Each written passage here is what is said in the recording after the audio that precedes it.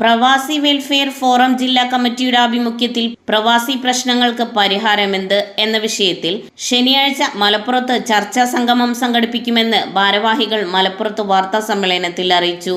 പ്രവാസികളുടെ പ്രശ്നങ്ങളും അതോടൊപ്പം തന്നെ അതിന്റെ പരിഹാരവും നിർദ്ദേശിക്കുക എന്നതാണ്.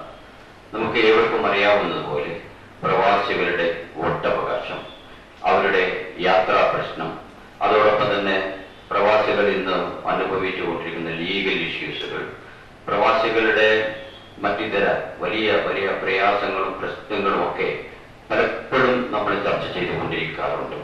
ഈ ചർച്ച ചെയ്യുന്ന പ്രശ്നങ്ങളൊക്കെ നന്നായി കേൾക്കുകയും നല്ല രീതിയിൽ പരിഹരിക്കാമെന്ന് പറഞ്ഞുകൊണ്ട് പിരിഞ്ഞു പോവുകയുമാണ് പതിവ് അധികാരികളുടെ ഭാഗത്ത് നിന്ന്.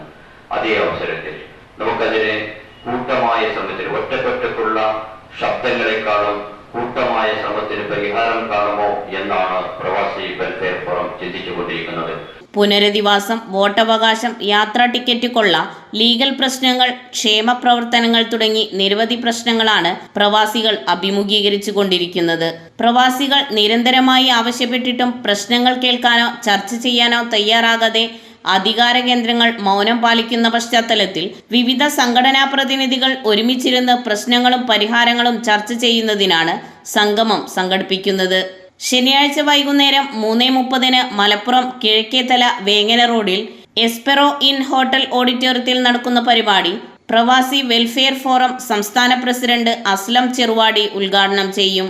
പ്രവാസി ലീഗ് ജില്ലാ പ്രസിഡന്റ് TH കുഞ്ഞാലി ഹാജി, കേരള പ്രവാസി സംഘം ജില്ലാ secretary VK Abdul Rauf, welfare party ജില്ലാ പ്രസിഡന്റ് നാസർ കീഴുപറമ്പ്, കേരള പ്രദേശ് പ്രവാസി കോൺഗ്രസ് ജില്ലാ പ്രസിഡന്റ് PK കുഞ്ഞു ഹാജി തുടങ്ങിയവർ ചർച്ചയിൽ പങ്കെടുക്കും. വാർത്താ സമ്മേളനത്തിൽ ജില്ലാ ഭാരവാഹികളായ ഹസനുൽ ബന്ന, സെയ്തലവി AK, മുഹമ്മദ് അലി മങ്കട, ഇബ്രാഹിം കോട്ടയിൽ, C മുഹമ്മദ് അലി എന്നിവർ പങ്കെടുത്തു. ന്യൂസ് 99 മലപ്പുറം.